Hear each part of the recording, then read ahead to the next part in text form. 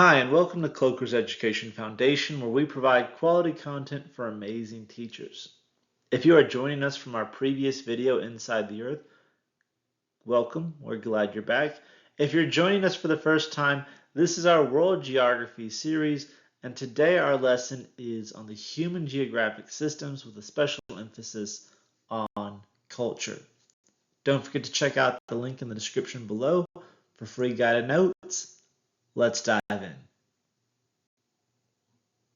Culture is the total knowledge and attitudes and behaviors shared and passed on by members of a specific group. Let's get into a little bit more specifics. When someone refers to a society, they're talking big picture. Very often we use the terms of like, oh, Western society. That is a group that shares not just necessarily a region, but a sense of identity and culture. However, it's a large, very generic term. An ethnic group, however, is a group that shares language, they share customs, they share a common heritage, whether it is Thai or whether it is Syrian or whether it's German. Those are ethnic groups. They share a language, they share a custom, they share a heritage.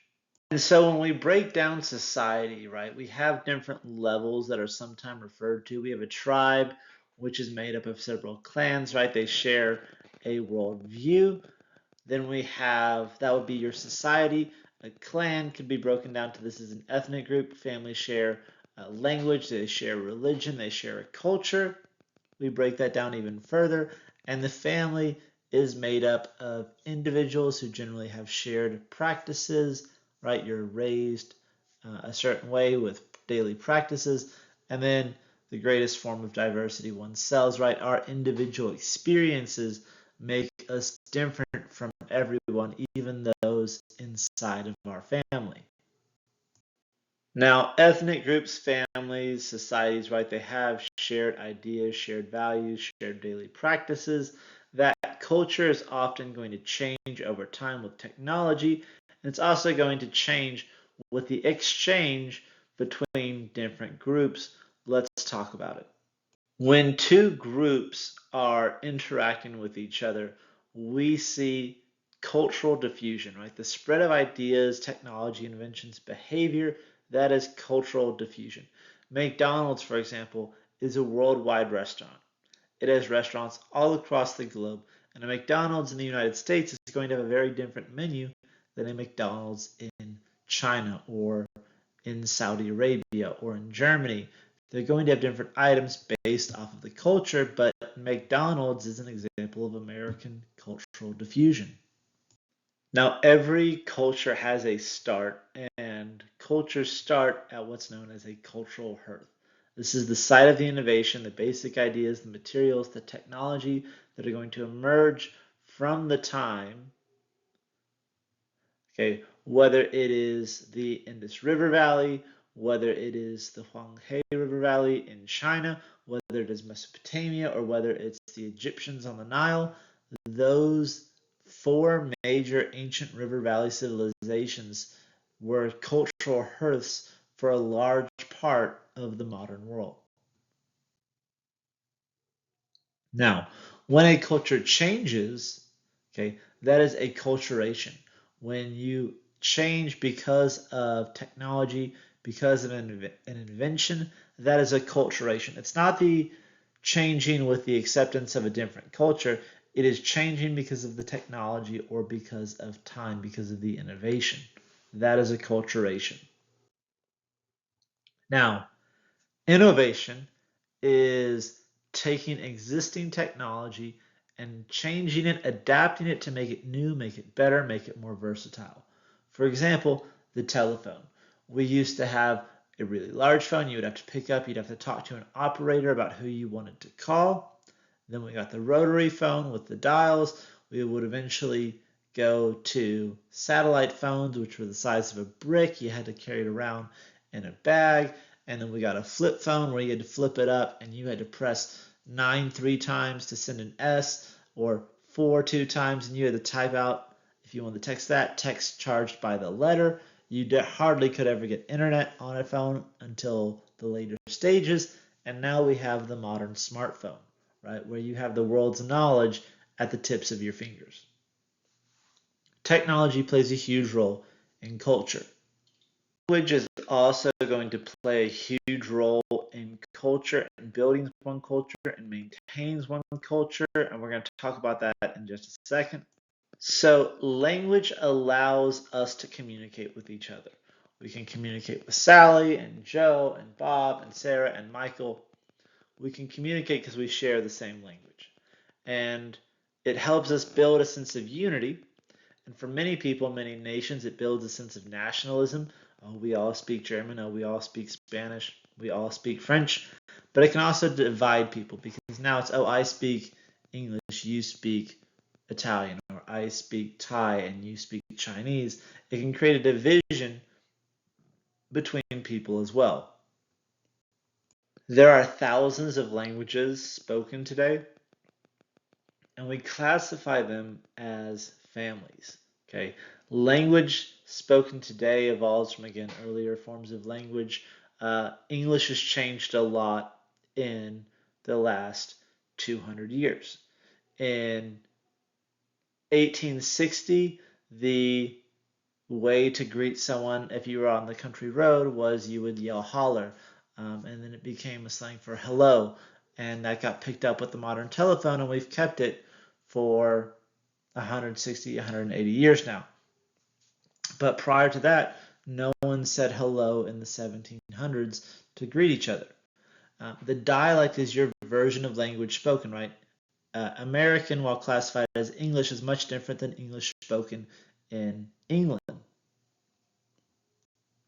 Language families, we see this tree here, right? This is just, of course, the Indo-European languages. We have the Anatolian on the bottom left, that's Turkish. We have the Celtic or Gaelic languages, which Britain Gaelic has almost been eroded and is out of existence. We have Latin and the Romance languages spread by, of course, the Romans. We have the Germanic languages, which are going to spread in through Central Europe. And to the Scandinavians, of course. We have those in the Baltic states. We have the Slavic languages with Cyrillic. We have, of course, Iranian and, of course, Greek, and those languages that are going to spread to the east of the Mediterranean. But all of them have very basic roots in human society, which break down even further and further. And granted, most of these languages are not spoken today. They have common roots that are shared between them. Now, language diffusion is going to happen because of trade from a long time ago. Blending languages allows us to communicate, but also we pick up words that were not native to our tongue, right? And it occurs through migration. Chai and tea both mean tea, right? And so to say chai tea is to say tea tea. There's great videos that you can find online talking about the redundancies of language.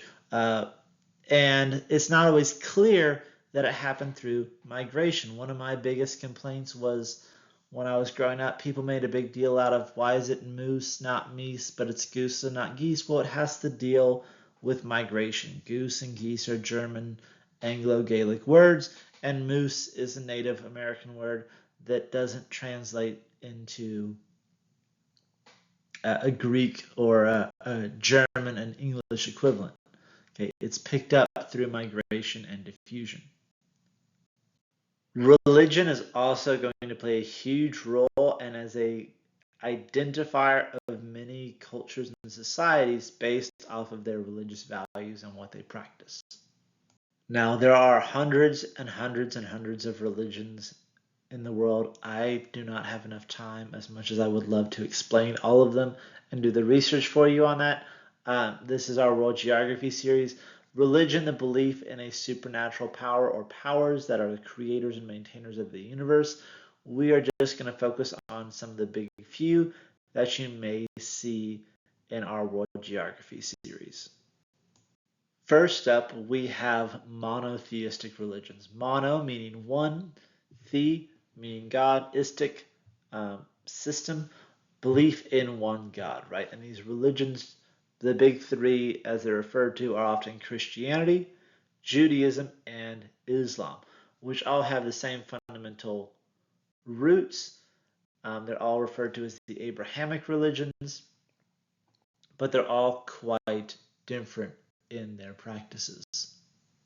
We, of course, have polytheistic religions, poly meaning many, theistic, gods, systems, beliefs. We have Hinduism, where there are several gods. You have the ancient Greek gods as an example of a polytheistic religion. The ancient Egyptians had several gods. It's quite a complicated system, but everyone's going to do it a little bit differently, with a few crossovers where the Romans are going to steal a lot of ideas from the Greeks. And we have the amnistic, which is the belief in the divine forces of natures. Generally, we see it in tribes within Africa. We see it in some tribes in the Amazon when they're uncovered, and we saw it in North America with the Native Americans. But our big ones that we're going to talk about, Judaism. It's one of the oldest monotheistic religions. Their holy book, their holy script is the Torah, and of course, they worship the God portrayed in the Old Testament, or the first 5 books of the Bible, the Torah. We then have Christianity, which is going to evolve from that, monotheistic, based on the teachings of Jesus Christ. They, of course, have the Bible. They add several books to the Torah. We would call these the New Testaments, and it's the largest and most popular of our big 3 religions that we're going to talk about. We have Islam, more recent than Christianity, teachings on the prophets of Muhammad, monotheistic, worship in Allah, God, the holy book, the Quran, which again is another addition to the scriptures and the Bibles that have already been written, right? They still read the books that have been written. We have Hinduism, which is mainly concentrated in India, but it's our major polytheistic religion. Of course, we have sacred items, divine spirits like the Brahmin cows, which is a very sacred role in India, and we see a social caste system. And we see Buddhism, right? That's going to kind of develop out of Hinduism, founded by the Buddha, rejecting a caste system, but is still going to kind of preach a version of karma of do good, get good. Now, languages, religions, these are great indicators of one's culture. Population is another indicator of culture and the growth of one's culture. So, worldwide population has been going up. If you didn't know, I'm going to break it to you now. Our population has been growing. We have birth rates. This is, of course, how many people are born per 1,000 per year. Quite a lot going up. In Mali, we have a high birth rate of 54 per 1,000. In Latvia, it's less. But our population is going up and increasing. Now, fertility, this is, of course, fertility rate, the average number of children a woman will have in her lifetime. And the replenishment rate is 2.1% for your population, right? Because it takes 2, and to have 2 is to replace on the dot. However, people pass away from unexpected causes, and so 2.1 is generally the replenishment rate. Our current world average is 3.0, which is pretty cool. Now, mortality rate, this is the death rate, the number of deaths per thousands, and the lower your mortality rate, the lower amount of deaths per thousands. That means you have good health care, good medical care. You're generally a healthy population. There's less death. And we have infant mortality rate. Now, this is just specifically looking at children under the age of 1 and how many of them pass away because of disease or for causes. This is a good indicator of, again, the quality of health and care in those nations. Angola 185, Mexico is about 20, the US is about 6. But again, the world average is about 48.8. And so places like the US, Mexico, Canada, Singapore have incredibly great numbers compared to the worldwide average of 48.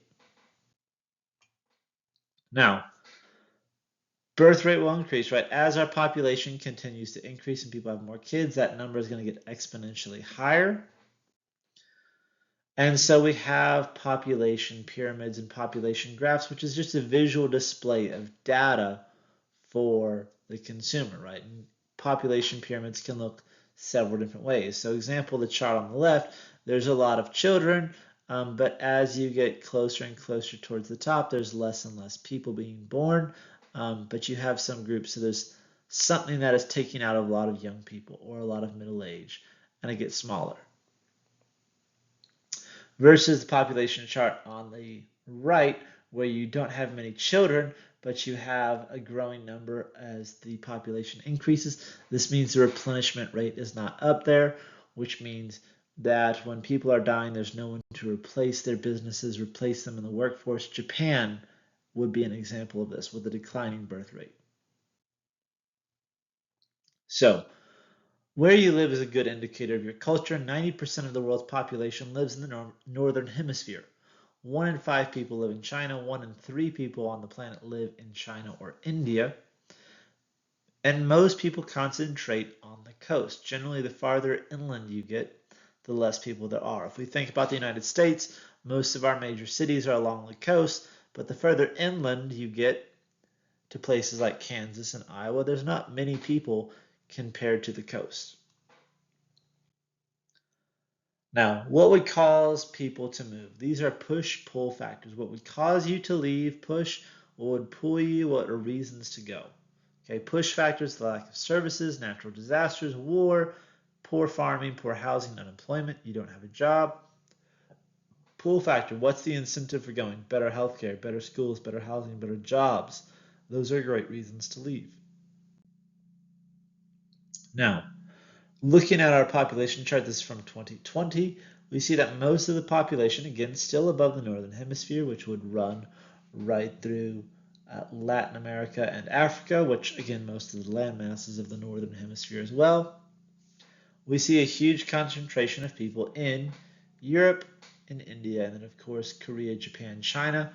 We see huge populations increase. We see people have much more room to spread out in the West Coast and places like, or on the Western Hemisphere, places like the US and Canada. But when a place gets too crowded, it hits carrying capacity. This is how many people that land can support. So this is weather, this is habitat disease, all of these things. Land can only support so many people before there's not going to be enough resources to support them. Now, political geography can be quite controversial. Many people have thoughts and opinions on issues, and we're going to try and talk through some of the terms that you may hear in our World Geography series. State is an independent unit that occupies a specific territory. They have full control over the internal and the external affairs. Okay, a state is generally referred to as this is the political state. A nation, on the other hand, is a group of people with a common culture living in a territory, and they have a sense of unity. For example, the Tutsis and the Tamils.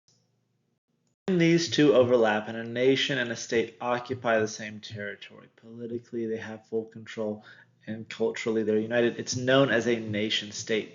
However, there are many nations that don't have a state. For example, the Kurdish nation, right? They have a culture, they have a shared language and identity, but they do not have political control of the region. They are a stateless nation, while the nation state would be an example of Germany or the United States. Now, politically, there are different forms and political systems of which nation states will operate. We have a democracy. This is where citizens hold political power and they vote, whether directly, like in Switzerland, where everyone votes on an issue, or indirectly in the United States, where we elect a representative to vote in our our stead. Political system is a monarchy. This is where a ruling family head by a queen or a king share political power, and citizens may or may not share political power. For example, constitutional monarchy where people can vote for their government, or an absolute monarchy where the king has final say. We also have dictatorships, which we will talk about and have rised up through U.S. history. This is where an individual or a group holds complete political power. People like Adolf Hitler, Saddam Hussein, Joseph Stalin, these are, of course, dictatorships. And then in a gray area, we have communism, where a government and a political system are intertwined, and the political system controls all the means of the production.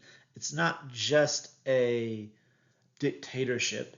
It also branches into the economics, and the production power is held by the government in the name of all the people. Places like the former Soviet Union, China, North Korea are examples of communism. Now, a nation state can have several characteristics. Some are incredibly large, some have unique shapes. However, there's a term that you will occasionally hear us use called landlocked, and this is where a state does not have access to the ocean. So, for example, you see here they don't have access to the ocean. Czech Republic, Austria, Moldova also in the picture do not have access to the ocean or to water. Now, economics, money. Money is very important. If you have some and you don't like it, give it to your teacher. We'll take care of it for you. Economic geography is incredibly important as for one's culture. The economy, this is the total exchange system of goods and services among people and how it operates. The economic systems are going to, of course, you can produce things, you can sell things, you can exchange things, and of course, you can supply. You can be the one who maneuvers those goods between the markets. Now, for traditional economic systems, we have goods and services are exchanged without exchanging money. This is a bartering system, that's traditional. We have command, where production and services are determined by the government. That's communism, a command economy, where the government tells you how much to make, how much to sell, and what you can sell it for. You have a market economy, where goods and services are determined by the consumer. People pay for what they want. And of course, you have a mixed economy, a combination of the command and the market, which provides goods and services so that all will benefit. So, we have different types of economies. What type of activities are there? There are four types or four levels of economic activity. First is your primary level. This is you gathering raw materials to make use for the product. The secondary is adding value by changing their form, taking that iron, that steel, transforming it to a car. Tertiary, this is providing professional services but not producing goods. So for example, salesmen, they do not make the item, or most places salesmen do not make the item, right? You go to a car dealership, your car salesman did not make the car they sold you. Doctors, teachers, we are not making a item, however, we are developing, providing a service for the individual. And quaternary, okay, providing information management. This is the research and development group, which is going to teach you where to explore, where to exploit. So, natural resources, places like lumber yards, fisheries, coal mines, oil fields, all of these places gather natural resources, which are then taken, they're then refined in a secondary system, and then sold to the consumer. Now, two types of natural resources. You have renewable. This is through natural processes. Trees and seafood are renewable, right? Fish are going to have fish eggs that are going to grow. They're going to keep reproducing. Trees will drop seeds. They'll grow. They'll produce. That's a type of renewable natural resource. Now, non-renewable, okay, can't be removed once they've been pulled out of the ground. Okay, gold, silver, fossil fuels generally cannot be renewed once they're pulled and extracted out of the ground. Now, inexhaustible energy sources, or we would call these renewable energy sources, are things that are unlimited. Sunlight, wind, river, they're always going to be around if you can tap into those energy sources. So, with all those energy sources, we use them for our infrastructure, our housing, for travel, for life, whether it's electricity, whether it's fuel for our cars. Okay, the basic support systems needed to keep our economy and our nation state going, power, communication, water, electric, all of these are resources. All of these fit under infrastructure, right? What are the necessary supports for the nation state? Now, when a nation state is trying to compare its wealth to others, there are several different places or ways, nations, it can compare it to, or several different markers, benchmarks we can use to compare how wealthy one person or one individual, one nation state is. For example, per capita income, the amount of money earned by one person in a nation state. And these numbers are a little bit dated, so I apologize, but Luxembourg came in at number one in 2008, right? $54,000 per individual. The average American, if you took all of the money earned by every American and spread it out evenly, would be $37,000. 37,500. Okay, and it goes down even further, as you can see, quite a big drop off between number 3 and number 80. Now, other ways to compare wealth would be GDP, gross domestic product, the total value of the goods produced within a country. This is how much America produces, how much Britain produces, how much China produces. And GNP, the gross national product, total values of goods produced by a country over a specific period of time. Okay, so GDP is just produced within the United States. GNP is total value of goods produced by a country. So taking a engine from Germany and tires from China and putting them into a car, that is GNP. That is gross national product. But we don't get points for the individual pieces that were not produced within for our GDP. Urban geography, this is the studies and looking specifically at cities. This is going to be our last portion for today in this lesson. Let's get into it. Urban geography and how people use the space in cities is going to be vastly important. Some cities have great layouts. San Antonio has been constantly growing and expanding out, while places like Austin have tried to keep their city relatively compact and built up, but the space in some places is used incredibly well, and places have poor usage in other parts of the city. Cities are going to play a huge role in nation states as centers for business and culture. You see in the two photos on below on the bottom left, that's Seoul, South Korea, huge population, huge center for business and culture, built around their mountain ranges. And on the right hand side, you have Lagos, Nigeria, right, built on the river and over swamps, using the resources they have, incredibly condensed with population and a huge culture marker for that nation. Now, outside of the city, as you get further away from the city's downtown center, you get an area known as the suburbs. This is the buildup around the central city in the United States.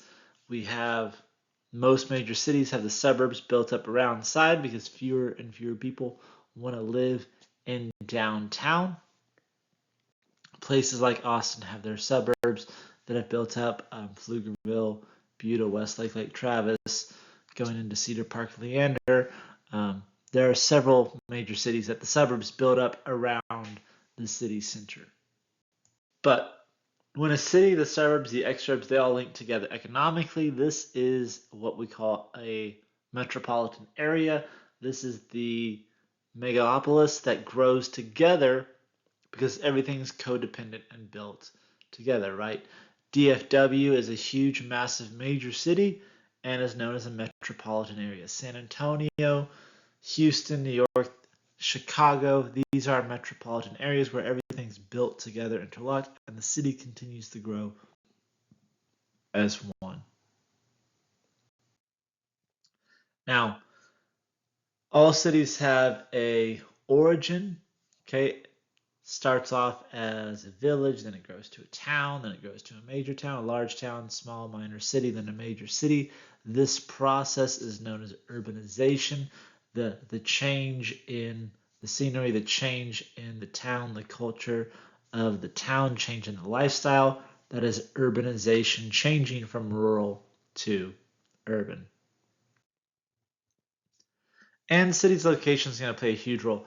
Most cities are built where they have access to good transportation, whether it's on the coast, whether it's on a river or along major highways, where they have access to natural resources to feed their industries. They serve as an economic base for the surrounding area. They provide cultural significance and educational significance built up around colleges and the land grant colleges in the United States, or they have military significance with our military bases. Cities play a huge role one way or another in geography. So within the city, generally, there are three ways that people classify land, right? Land use patterns. You have residential. This is for single family homes and apartments. Makes sense, residential. Industrial, this is where goods are manufactured. These are your warehouses. But then you have commercial. This is your private businesses, your storefronts. These are your HEBs, your Walmart. That is commercial land. But cities are huge culture hubs. They provide places for shopping, entertainment, government services. They provide educational opportunities, cultural opportunities. They provide an area for industrial manufacturing and selling goods because you want to be able to get those goods on a transit system to the market quickly. They provide places for recreation. They provide centers for religious functions, for social functions, and of course the transit system, whether it's throughout the city with railroads, train lines, subways, or whether it's through highway system, they provide massive transit systems for the region in that area. That wraps up our lesson. Thanks for joining. Don't forget to like and subscribe. Our next unit, as we dive into the geography of North America, the United States, and Canada, is just a click away. I'll see you there.